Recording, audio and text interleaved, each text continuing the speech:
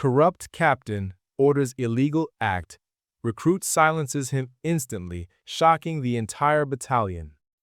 There are moments in history when the entire weight of an army, an empire, a nation, hangs on the breath of a single man.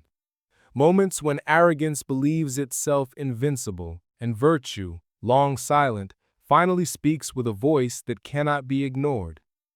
In the winter of 1887, on the frost-covered parade ground of Fort Alexander, one such moment arrived. The protagonist was Private Elias Kane, 20 years old, fresh from the Western Territories, eyes still carrying the dust of honest labor. He stood ramrod straight in the second rank, musket polished, uniform immaculate, yet utterly unremarkable to any officer who bothered to look. No one did. The antagonist was Captain Reginald Harrow, 42, decorated, feared, and rotting from the inside.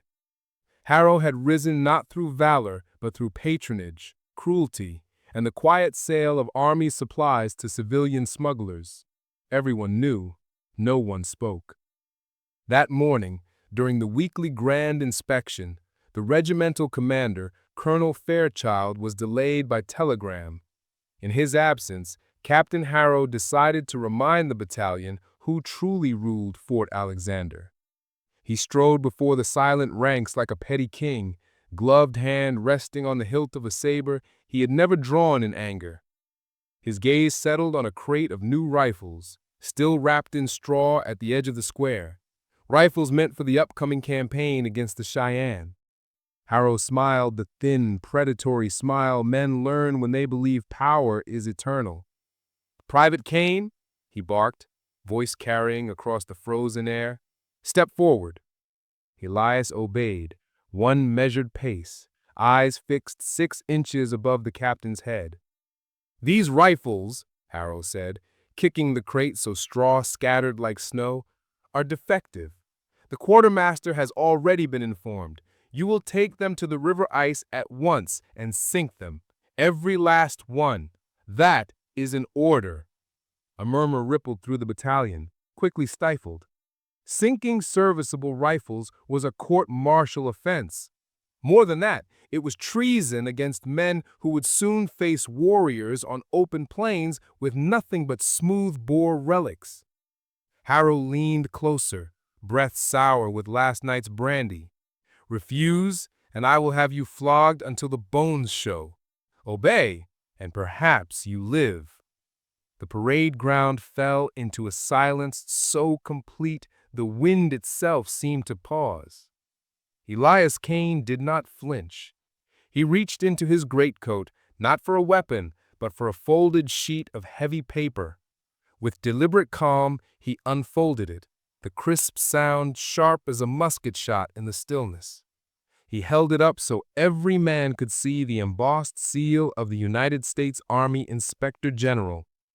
"Sir, this is the official receipt signed by Major Lawrence 2 days ago, confirming delivery of 140 Springfield rifles, serial numbers listed, the same rifles you now order destroyed." He turned the page so Harrow could read his own forged signature at the bottom, the ink still black and damning. Then in one motion, he tore the receipt cleanly in half, and half again, letting the pieces drift to the frost like white petals. The captain's face drained of color so quickly it seemed the blood itself fled in tremor. What happened next took less than 5 seconds, yet every man who witnessed it would swear it lasted a lifetime.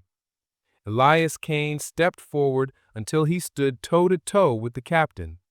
He spoke a single sentence, quiet enough that only Harrow and the front rank heard it clearly. "I relieve you of command, sir, under Article 92 of the Army Regulations, for issuing an unlawful order in the presence of enlisted men."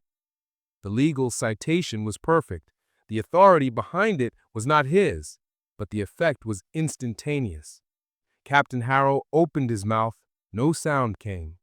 His hand twitched toward his saber, then froze, because every rifle in the battalion had unconsciously shifted a fraction, muzzles now angled not at the ground, but toward the captain himself. 1,000 men, breathing as one, held him in place more surely than any chain. Colonel Fairchild arrived at that exact moment, riding hard through the gate, spurs ringing. He took in the scene, the torn receipt on the ground, the captain pale as death, the private standing calm as winter steel. "What in God's name is happening here?" the colonel demanded. Elias saluted, crisp, textbook. "Captain Harrow ordered the destruction of government property, sir. I have preserved the evidence." He produced a second, untouched copy of the receipt from inside his shako and handed it over. Harrow tried to speak, managed only a croak. The colonel's eyes flicked from the document to the captain's face, and something ancient and terrible settled there. "Captain Harrow, you are under arrest, sir. Sergeants, escort him to the guardhouse. The rest of you, dismissed." The battalion did not move, not yet. They waited for Elias Kane to step back into ranks. Only when he did, only then did 1,000 boots execute a perfect about-face, the sound like a single thunderclap. Captain Harrow was court-martialed within the week, stripped of rank, imprisoned, and within a year, dead in a Leavenworth cell of what the official report called apoplexy. Everyone knew it was shame. Private Elias Kane received no medal, no promotion. He served out his enlistment quietly and returned to the plains. But the story followed him and the army like a living thing.